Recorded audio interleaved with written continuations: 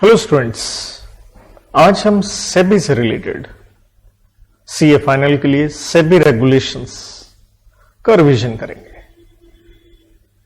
हमारे कोर्स में एक ही रेगुलेशंस है, LODR, listing obligation and disclosure requirement regulations of 2015। ये रिवीजन मैं थोड़ा चार्ट के द्वारा करवा रहा हूं, आपको चार्ट दिखाते हुए। अगर आपको ये यूटिलिटी लगे, आप मेरे इस नंबर पे व्हाट्सएप कर सकते हैं। I will send the chart to you. और हैंड रिटन एक पेज में जो लिखवा के मैं रिविजन्स करवाता हूं वो भी आपको मिल जाएंगी। Even you can check it out on YouTube. So आइए स्टार्ट करते हैं। देखिए, सबसे पहले हमारे कोर्स में आती है रेगुलेशन नंबर 17 सब रेगुलेशन 1 कि कंपनी में डायरेक्टर कितने प्रकार के होंगे। 2 प्रकार के होंगे, एग्जीक्यूटिव, नॉन एग्जीक्यूटिव। एग्जीक्यूटिव सारा दिन काम करते हैं, नॉन एग्जीक्यूटिव कभी कभार आते हैं। 2 तरह के होंगे। रेगुलेशंस ये कहती हैं जहां तक नॉन एग्जीक्यूटिव का सवाल है वो कम से कम 50% होने ही चाहिए। और डायरेक्टर के कॉम्पोजिशन में एक महिला डायरेक्टर भी चाहिए होगी। लेकिन अगर आप टॉप 1000 लिस्टेड एंटिटी में आते हैं, ये किस तरह से पता चलता है टॉप 1000, 500, 2000, ये डिपेंड करता है मार्केट कैपिटलाइजेशन पे, जिसका मतलब है कितनी आपकी सिक्योरिटीज बिकी, number multiplied with value as per last financial year. तो कहता है अगर आप 1000 लिस्टेड एंटिटी में आते हैं तो कम से कम एक इंडिपेंडेंट वुमेन डायरेक्टर तो वैसे चाहिए थी। अब आपको इंडिपेंडेंट जो डायरेक्टर होता है उनमें से एक महिला डायरेक्टर चाहिए, मींस इंडिपेंडेंट वुमेन डायरेक्टर भी चाहिए। यह लागू होता है 1 अप्रैल 2020 से। और राउंडिंग ऑफ आपने नियरेस्ट 1 में करनी है, टू द नियरेस्ट नंबर। देखिए, हमने पढ़ा कॉम्पोजिशन 2 प्रकार का, एग्जीक्यूटिव, नॉन एग्जीक्यूटिव। कम से कम नॉन एग्जीक्यूटिव आधे होने चाहिए, ज्यादा हो सकते हैं, कम नहीं होने चाहिए। एक महिला डायरेक्टर, लेकिन अगर आप टॉप 1000 लिस्टेड एंटिटी में आते हैं तो एक इंडिपेंडेंट वुमेन डायरेक्टर चाहिए। और ये 50% की लिमिट निकालते हुए अगर फ्रैक्शन में आता है तो नियरेस्ट नंबर में आपने क्या करनी है, उसकी राउंडिंग ऑफ करनी है। देखिए, maximum age non executive director के लिए जो हो सकती है, एनईडी नॉन एग्जीक्यूटिव डायरेक्टर, वो है 75 ईयर्स। उससे ज्यादा अगर लेना है तो 2 कंडीशंस हैं। एक, जनरल मीटिंग में एसआर पास करो। नंबर 2, उसका जब आप नोटिस भेजते हो उसके साथ जो एक्सप्लेनेटरी स्टेटमेंट लगती है उसमें आप जस्टिफिकेशन देंगे क्यों 75 ईयर्स या उसके प्लस वाला आप ले रहे हैं। तो एज 75 होगी मैक्सिमम एनईडी की। एक्सेप्शन है, एक एसआर पास करो, नंबर 2 एक्सप्लेनेटरी स्टेटमेंट में उसके आप क्या देंगे, जस्टिफिकेशन। कम से कम डायरेक्टर्स अगर आप टॉप 2000 लिस्टेड एंटिटी में आते हैं तो कम से कम आपको 6 रखने होंगे, जबकि कंपनीज एक्ट आप जानते हैं पब्लिक कंपनी में 3 चाहिए, प्राइवेट में 2 चाहिए, ओपीसी में 1 चाहिए। इंडिपेंडेंट डायरेक्टर कितने रखने होंगे? देखिए, जितने टोटल डायरेक्टर हैं उसका 1/3। लेकिन कंडीशन है, कब 1/3? अगर जो चेयरपर्सन है वो नॉन एग्जीक्यूटिव डायरेक्टर हो। मतलब अगर चेयरपर्सन नॉन एग्जीक्यूटिव है, एग्जीक्यूटिव नहीं है, तो 1/3। तो दैट मीन्स अगर चेयरपर्सन एग्जीक्यूटिव है तो हाफ, दैट मीन्स 50% आपको रखने होंगे। सो दूसरी बात यह आती है, स्टिल आपको 50% रखने होंगे। 2 बातें हैं। अगर माना चेयरपर्सन नॉन एग्जीक्यूटिव है लेकिन वो चेयरपर्सन प्रमोटर है या वो रिश्तेदार है प्रमोटर का, या जो कंपनी में मैनेजमेंट पोजीशन है, किसके लेवल की, बोर्ड के लेवल की या बोर्ड से 1 लेवल नीचे। देखिए क्या कहता है, अगर नॉन एग्जीक्यूटिव चेयरपर्सन है तो आपको इंडिपेंडेंट डायरेक्टर चाहिए, टोटल का 1/3। दैट मीन्स अगर एग्जीक्यूटिव डायरेक्टर चेयरपर्सन है तो हाफ चाहिए, या फिर चेयरपर्सन नॉन एग्जीक्यूटिव है लेकिन वो प्रमोटर है या रिश्तेदार है प्रमोटर का, या फिर कोई management position at the level of board या 1 लेवल उससे नीचे, तो आपको आधे चाहिए होंगे। Now what do you mean by रिश्तेदार? देखिए, कहता नॉर्मल तो कोई भी आपका रिश्तेदार होगा, लेकिन अगर प्रमोटर कोई कंपनी है तो रिश्तेदार कौन होगा? तो कहता है रिश्तेदार होगा डायरेक्टर्स या एम्प्लॉइज या उस कंपनी के नॉमिनी। 3 लोग, डायरेक्टर, एम्प्लॉय या नॉमिनी। यहां पे भी जब 1/3 या आप हाफ कर रहे हैं, अगर वो फ्रैक्शन में निकल के आता है तो राउंडिंग ऑफ आप नियरेस्ट नंबर में करेंगे। लेकिन अगर आप सेक्शन 8 कंपनी है, that is NPU, in that situation आपको इंडिपेंडेंट डायरेक्टर चाहिए ही नहीं। और देखिए, इंडिपेंडेंट डायरेक्टर की परफॉर्मेंस इवैल्यूएट होगी, पूरा बोर्ड करेगा, लेकिन उसके अंदर, क्योंकि बोर्ड के अंदर आप भी आ गए एज इंडिपेंडेंट डायरेक्टर, आप उसका हिस्सा नहीं होंगे क्योंकि आप अपनी इवैल्यूएशन खुद नहीं करेंगे। Sub regulation 2, sub regulation number 2 deal करती है बोर्ड मीटिंग पे। ये कंपनीज एक्ट वाला सेम यहां पे आंसर है कि साल में कम से कम 4 आप बोर्ड मीटिंग बुलाएंगे और उनके अंदर ज्यादा से ज्यादा गैप, मैक्सिमम गैप 120 दिन का रख सकते हैं। और अगर आप टॉप 2000 लिस्टेड एंटिटी में आते हैं तो बोर्ड मीटिंग के क्वारम में आपका क्वारम होगा 1/3 ऑफ टोटल डायरेक्टर्स या 3 director whichever is higher. Total director का 1/3 या 3 विच एवर इज हायर, और कम से कम आपको एक इंडिपेंडेंट डायरेक्टर भी रखना पड़ेगा। सो कम से कम 4 मीटिंग, गैप ज्यादा से ज्यादा 120 दिन, क्वारम टॉप 2000 के लिए 1/3 या 3 director whichever is higher, और कम से कम हमें चाहिए उनमें से एक इंडिपेंडेंट डायरेक्टर। इसके बाद maximum number of directorship regulation 17A है कि आप ज्यादा से ज्यादा कितनी कंपनी में डायरेक्टर बन सकते हैं। देखिए, आप लिस्टेड में डायरेक्टर हैं तो कितनी और listed, because do not forget SEBI regulation लगती है लिस्टेड एंटिटी पे, तो आप ज्यादा से ज्यादा 7 लिस्टेड एंटिटी में डायरेक्टर बन सकते हैं, इंक्लूडिंग, ध्यान रखिएगा, ऑल्टरनेट डायरेक्टरशिप उसके अंदर ही हम लेके चलेंगे। तो मैक्सिमम 7 में होंगे। और सेम वे इंडिपेंडेंट डायरेक्टर के रूप में भी आप ज्यादा से ज्यादा 7 लिस्टेड एंटिटी में होंगे। लेकिन अगर आप सर्विंग मींस फिलहाल हैं किसी कंपनी में भी होल टाइम डायरेक्टर या एमडी, तो आप ज्यादा से ज्यादा इंडिपेंडेंट डायरेक्टर, आईडी का यहां मतलब है इंडिपेंडेंट डायरेक्टर, तो इंडिपेंडेंट डायरेक्टर की जो लिमिट मैंने पहले आपको बताई 7 की थी, वो 3 हो जाएगी। देखिए, सिंपल है, आप सिर्फ 7 कंपनियों में ही डायरेक्टर रहेंगे लिस्टेड में, इंक्लूडिंग ऑल्टरनेट डायरेक्टरशिप। इंडिपेंडेंट भी साथ में, लेकिन इंडिपेंडेंट की लिमिट घटा के हम 3 कर देंगे, प्रोवाइडेड आप सर्विंग WTD या MD हैं किसी कंपनी में। और लिस्टेड का मतलब है जिसके इक्विटी शेयर्स किसी स्टॉक एक्सचेंज पे लिस्टेड हो। नाउ 2 कमेटियां ऐसी हैं जिनके ऊपर रोक है, audit committee and stakeholder relationship committee. Committee में जो मेंबर बनता है वो भी होता है डायरेक्टर। तो रेगुलेशन नंबर 26 ये कहती है ऑडिट कमेटी और SRC में डायरेक्टर जो मेंबर बनते हैं, हम रोक लगा रहे हैं कि आप ज्यादा से ज्यादा ऐसी किसी भी कमेटी में मेंबर हो सकते हैं, ज्यादा से ज्यादा 10 में। और अगर आप चेयरपर्सन बन रहे हैं तो 10 नहीं रहेगा, आपके लिए लिमिट रहेगी 5 की। और ये 5 या 10 की लिमिट किसके ऊपर एप्लीकेबल है? क्या सिर्फ लिस्टेड एंटिटी? कहते नहीं, सारी की सारी पब्लिक कंपनीज। तो पब्लिक कंपनी चाहे लिस्टेड हो अनलिस्टेड हो, ये लिमिट रहेगी। कहने का मतलब है इस लिमिट के अंदर कौन नहीं आया? ना प्राइवेट कंपनी आई, ना फॉरेन कंपनी आई, ना ही सेक्शन 8 कंपनी जिसको हम कहते हैं एनपीओ, वो काउंट हम करेंगे।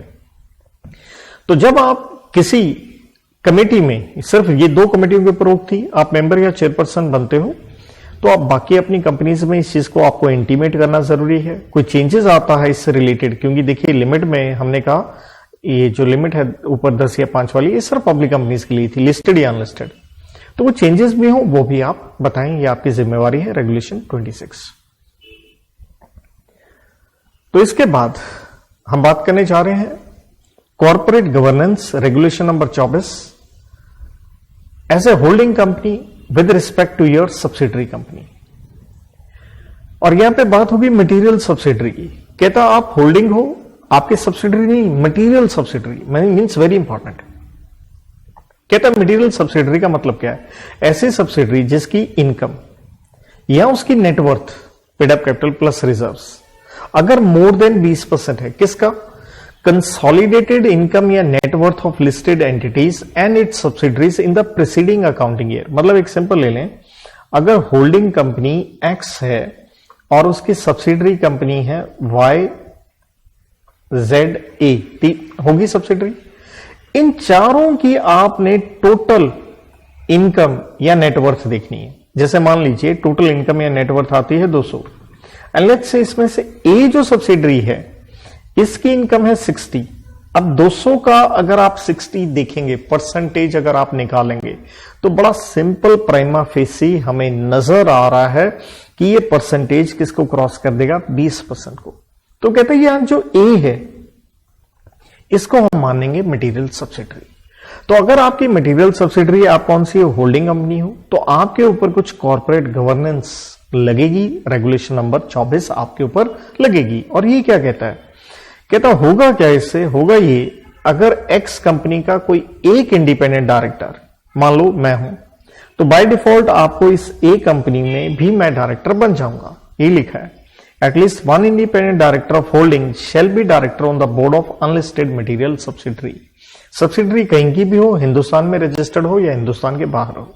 तो ये आपके ऊपर कॉर्पोरेट गवर्नेंस लग रहा है, अपना एक इंडिपेंडेंट डायरेक्टर मटेरियल सब्सिडरी में भेजो। क्यों? क्योंकि भैया वहां से कमाई काफी कर रहे हो या नेटवर्थ उसकी काफी है। देन जो सब्सिडरी है उसकी फाइनेंशियल स्टेटमेंट्स का रिव्यू करेगा, होल्डिंग का बोर्ड करेगा। टेक्निकल वे में कहें तो होल्डिंग को बनानी पड़ेगी ऑडिट कमेटी, एसी के लिए ऑडिट कमेटी है, तो वो करेगी। स्पेशली जो इन्वेस्टमेंट्स करी हैं सब्सिडरी ने, क्योंकि मटेरियल सब्सिडरी है तो आप उसकी फाइनेंशियल स्टेटमेंट का रिव्यू करोगे, स्पेशली इन्वेस्टमेंट का। नंबर 2, जो सब्सिडरी की बोर्ड मीटिंग हुई उसके जो मिनट्स हैं, जिसे हम कहते हैं रिकॉर्ड, उसका भी रिव्यू कौन करेगा, होल्डिंग कंपनी का बोर्ड करेगा। नंबर 4, अगर सब्सिडरी कंपनी ने कोई सिग्निफिकेंट ट्रांजैक्शन या अरेंजमेंट करी है, सिग्निफिकेंट का मतलब है उस सब्सिडरी ने जो एक ट्रांजैक्शन देखनी है इंडिविजुअल, वो करी है, लेकिन वो कितनी करी है, कहते हैं या तो है ज्यादा या संभावना है ज्यादा हो जाए। किसका? 10%, कितनी आइटम का, 4 का। उसकी रेवेन्यू, उसका एक्सपेंस, उसका एसेट या लायबिलिटी अंडरस्टूड है पिछले साल का। जैसे मान लीजिए, जैसे ऊपर हम एग्जांपल ले रहे थे ए लिमिटेड, जो कि एक सब्सिडरी है,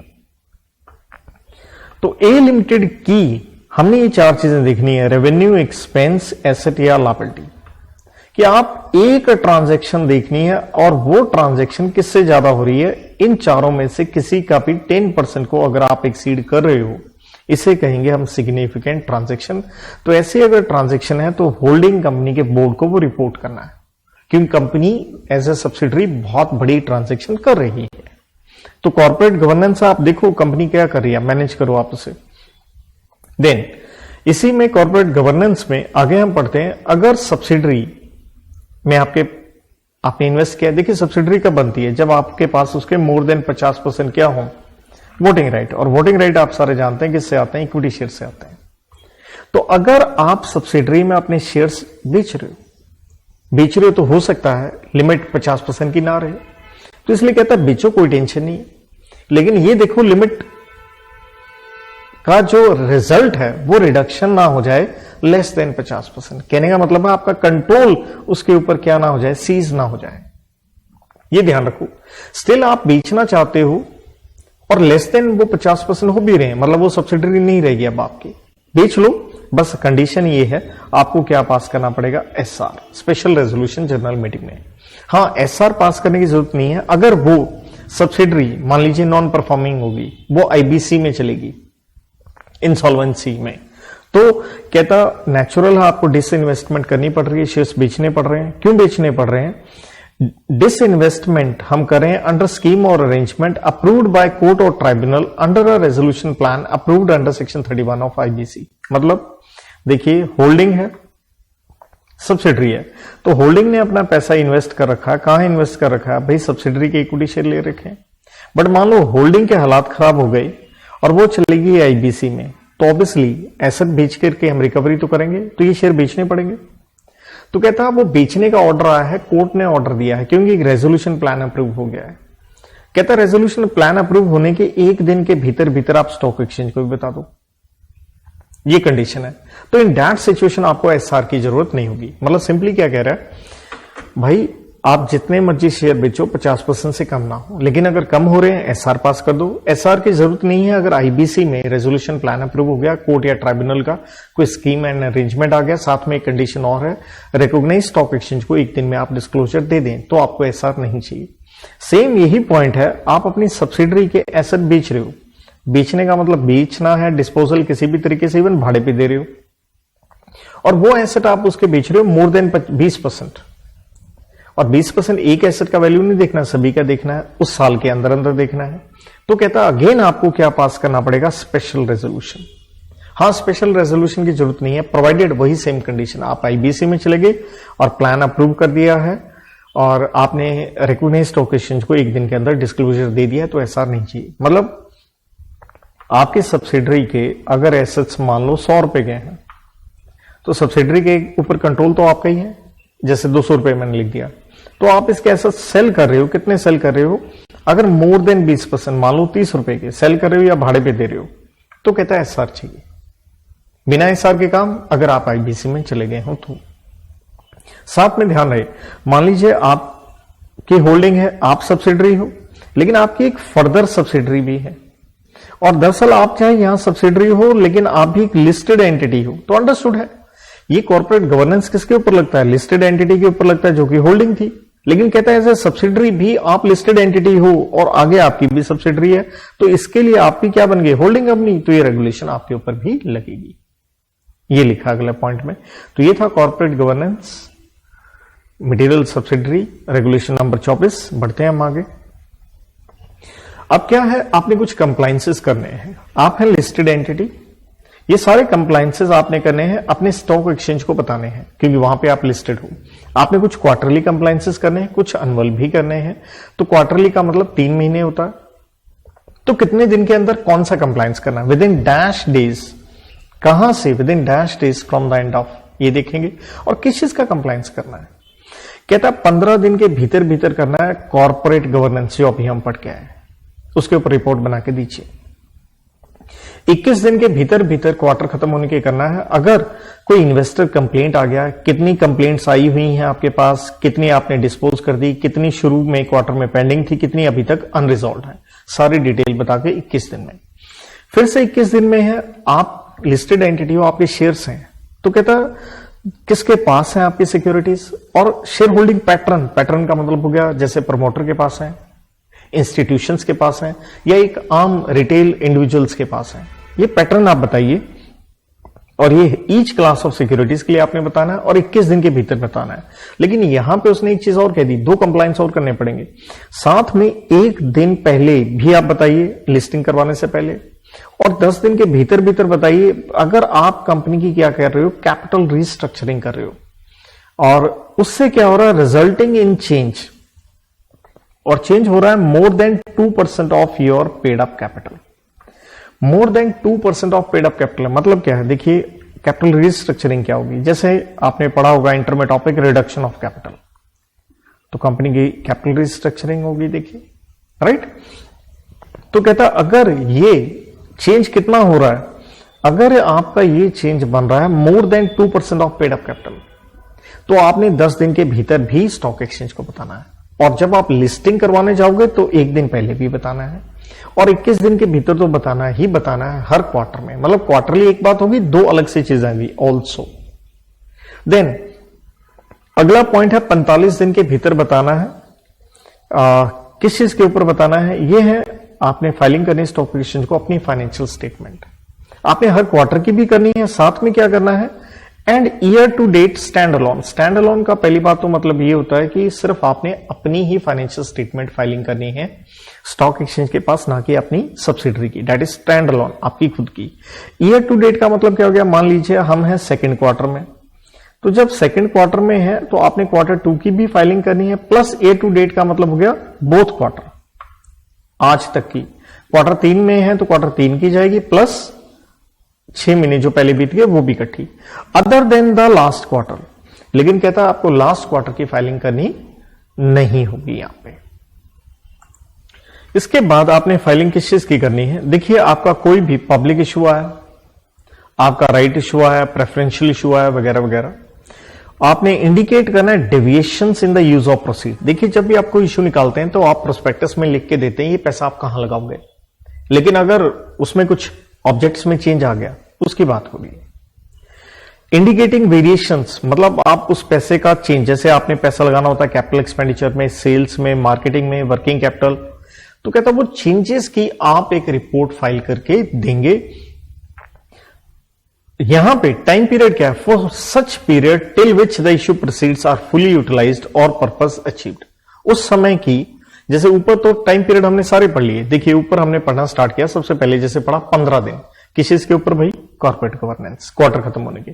21 दिन इन्वेस्टर की कंप्लेंट से रिलेटेड, 21 दिन holding of securities and share holding pattern, और साथ में उसमें यह भी था 1 दिन लिस्टिंग से पहले और 10 दिन के भीतर भीतर अगर more than 2% paid up capital में चेंज आ रहा है, उस वजह से कैपिटल रिस्ट्रक्चरिंग हो रही है। 45 दिन में था ये फाइनेंशियल स्टेटमेंट का, साथ में ईयर टू डेट था, स्टैंड अलोन था, लास्ट क्वार्टर नहीं था।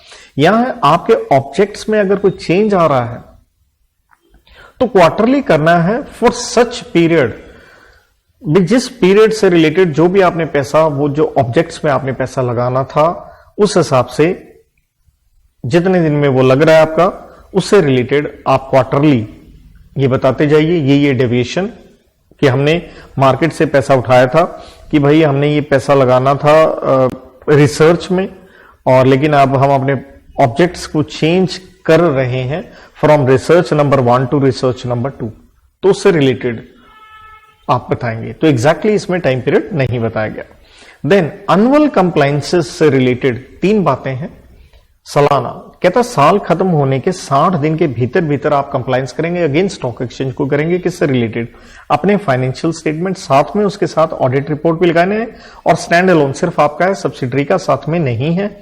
और देखिए यहां पे एक चीज ये आती है कि ऑडिट रिपोर्ट अगर अनमॉडिफाइड है तो फॉर्म ए होता है, और मॉडिफाइड है तो फॉर्म बी है। तो ये हो गया financial statement plus audit report.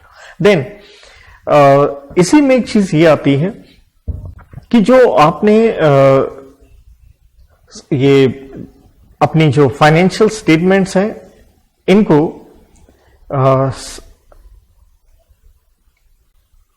यहां पे फाइनेंशियल स्टेटमेंट में पहले पॉइंट में हमने लिया plus audit report. Second point में क्या है, बस ये ध्यान रखें, ऑडिट की बजाय एनुअल रिपोर्ट है। तो एनुअल रिपोर्ट की फाइलिंग कहता है स्टॉक एक्सचेंज को तो जानी है, लेकिन साथ में ये पहले वाला पॉइंट सिर्फ स्टॉक एक्सचेंज है, या सिर्फ स्टॉक एक्सचेंज था, लेकिन साथ में कहता है अपनी वेबसाइट पे भी डालो, साथ में शेयर होल्डर्स को भी भेजो नोटिस ऑफ जनरल मीटिंग के साथ। और ये कब भेजना है? Not later then the day of commencement of its dispatch to shareholder. मतलब टाइम पीरियड क्या है? देखिए जैसे पहले में फाइनेंशियल स्टेटमेंट था साल खत्म होने के 60 दिन में, लेकिन एनुअल रिपोर्ट में क्या है, जिस दिन आपने शेयर होल्डर्स को नोटिस भेजा जनरल मीटिंग का, कितने दिन पहले भेज दो? 21 दिन पहले। तो कहता बस उसके साथ ही note letter then the date of commencement of dispatch to shareholder. और तीसरे पॉइंट में है, अगर कुछ चेंजेस किए गए हैं अपनी एनुअल रिपोर्ट में, तो नेचुरल आपने रिवाइज्ड कॉपी भेजनी है, और वो कहता है भेजनी है क्योंकि वो रिवीजन किया होगा आपने एजीएम में। तो एजीएम के 48 घंटे के भीतर भीतर आपने स्टॉक एक्सचेंज को इसकी कॉपी भेजनी है। तो फाइनेंशियल स्टेटमेंट साल खत्म होने के 60 दिन में, साथ में ऑडिट रिपोर्ट थी, और एनुअल रिपोर्ट स्टॉक एक्सचेंज को भी गई, वेबसाइट पे भी चढ़ी। नंबर 3 शेयर होल्डर को भेजी, जिस दिन शेयर होल्डर को भेजा उस दिन आपने फाइलिंग करनी है। नंबर 3 एनुअल रिपोर्ट में चेंज आए, एजीएम में आते हैं, तो 48 घंटे के भीतर भीतर जिस दिन एजीएम हो गई आपने फाइलिंग करनी है स्टॉक एक्सचेंज को। सेम वे इसी तरह से एक आपने इंटीमेशन देनी होती है अगेन टू स्टॉक एक्सचेंज है, लिस्टेड एंटिटी देगा अपनी बोर्ड मीटिंग से रिलेटेड। तो जब आप बोर्ड मीटिंग बुला रहे हैं, भाई आप क्यों बुला रहे हैं? तो बोर्ड मीटिंग में जो डिसीजन लेने हैं उससे पहले स्टॉक एक्सचेंज को आप बताओ। कितने दिन पहले बताओ? कहता 2 वर्किंग डेज से पहले बताओ। और यहां पे नॉर्मली डेज का मतलब है जिस दिन आप बता रहे हो और जिस दिन मीटिंग है, उन दोनों को आपने क्या करना है? एक्सक्लूड करना है। तो बोर्ड मीटिंग में क्या डिसीजन लेना चाहते हो? या बायबैक, या कंपनी की आप डीलिस्टिंग करवाना चाहते हो, या आप पैसा रेज करना चाहते हो, जैसे मर्जी एफपीओ हो, ADR, GDR, global depository receipt, preferential issue, ये वो कन्वर्टिबल सिक्योरिटीज हैं, बोनस, जो भी आप कर रहे हो 2 दिन पहले आप बताओ। 5 दिन पहले आपने बताना है। बोर्ड मीटिंग कर रहे हो फाइनेंशियल रिजल्ट्स के अप्रूवल के लिए। 7 वर्किंग डेज है। नोटिस ऑफ रिकॉर्ड डेट, देखिए रिकॉर्ड डेट किसके लिए होती है? या तो डिविडेंड के लिए होती है, या आपने राइट शेयर निकालना है, या बोनस शेयर निकालना है। तो 7 दिन है। 11 दिन है अगर आप ऑल्ट्रेशन कर रहे हो, जैसे कन्वर्टिबल सिक्योरिटीज होती हैं, डिबेंचर्स से वो किस में कन्वर्ट हो रहे हैं, इक्विटी में, तो दैट मीन शेयर होल्डर के राइट चेंज हो गए, या आप डिबेंचर से रिलेटेड इंटरेस्ट चेंज कर रहे हो, या रिडम्पशन की डेट वगैरह बदल रहे हो आप, तो 11 दिन है। तो बोर्ड मीटिंग आप कर रहे हो, किस लिए कर रहे हो? पहला पॉइंट है बायबैक वगैरह, ये सारे इश्यू वगैरह कह लीजिए, तो 2 दिन पहले बताओ स्टॉक एक्सचेंज को। फाइनेंशियल रिजल्ट 5 दिन पहले बताओ। रिकॉर्ड डेट से, अगर रिकॉर्ड डेट है ये डिविडेंड बोनस शेयर वगैरह इनसे रिलेटेड है, तो 7 दिन पहले। और अगर ऑल्ट्रेशन हो रही है सिक्योरिटीज में, इंटरेस्ट में, डेट ऑफ रिडम्पशन में, तो आपने 11 दिन पहले स्टॉक एक्सचेंज को बताना है। इसके बाद हमारा लास्ट प्रश्न इसके अंदर आता है, यह है कमिटीज के ऊपर। कमिटीज, तो देखिए रेगुलेशन नंबर 18, 19 एंड 20 3 कमेटियों की बात करती है। दैट इज ऑडिट कमेटी पहला, second is nomination and remuneration committee, तीसरा है स्टेक होल्डर कमेटी एंड चौथा है रिस्क मैनेजमेंट कमेटी। ये सिर्फ एप्लीकेबल होता है टॉप 500 लिस्टेड एंटिटी के ऊपर, रिस्क मैनेजमेंट जो भविष्य में हो सकते हैं। तो कहता है इन सभी कमेटीज में जो मेंबर होंगे वो डायरेक्टर होते हैं। बेसिकली ये होंगे कम से कम 3, और ध्यान रहे ये डायरेक्टर होते हैं। 3 है, यहां पे भी 3 है, यहां पे भी 3 है, लेकिन एनआरसी में कहते हैं ये सारे के सारे नॉन एग्जीक्यूटिव होंगे, जबकि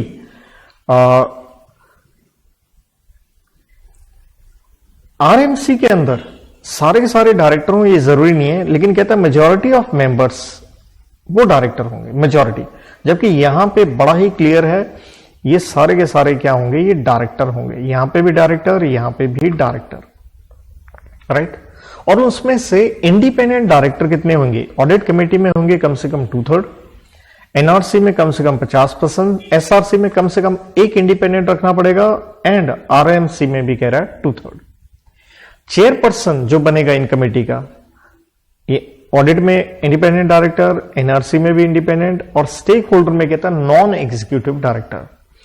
और रिस्क मैनेजमेंट कमेटी में सिंपल मैं कहूं, कहता है डायरेक्टर, कोई भी डायरेक्टर आप बना दीजिए चेयरपर्सन। ऑडिट कमेटी की मीटिंग साल में कम से कम 4 कराओगे, ज्यादा से ज्यादा गैप 120 दिन, जबकि बाकियों में सिंपल कह लीजिए वंस इन अ ईयर करवाने, सिर्फ एक। तो मीटिंग करवा रहे हैं तो कॉरम की भी बात होगी। तो कॉरम ऑडिट कमेटी का बताया गया 1/3 ऑफ टोटल मेंबर्स, या 2 विच एवर इज हायर, लेकिन 2 उनमें से इंडिपेंडेंट डायरेक्टर होने चाहिए। 1/3 और 2 विच एवर इज हायर, तो ये ध्यान रहे whichever is higher, and कम से कम 2 इंडिपेंडेंट डायरेक्टर होने चाहिए। और एनआरसी में भी सेम आंसर है, सिर्फ ये चेंज हो गया, इंडिपेंडेंट डायरेक्टर 1 चाहिए। और एसआरसी और आरएमसी से रिलेटेड नहीं बताया गया रेगुलेशन में कि कॉरम कितना होगा। माना मीटिंग साल में आपने क्या करनी है, एक बार करनी है।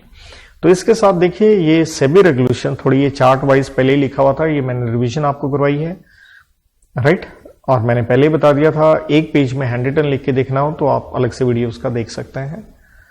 Till then have a good time, good luck and God bless.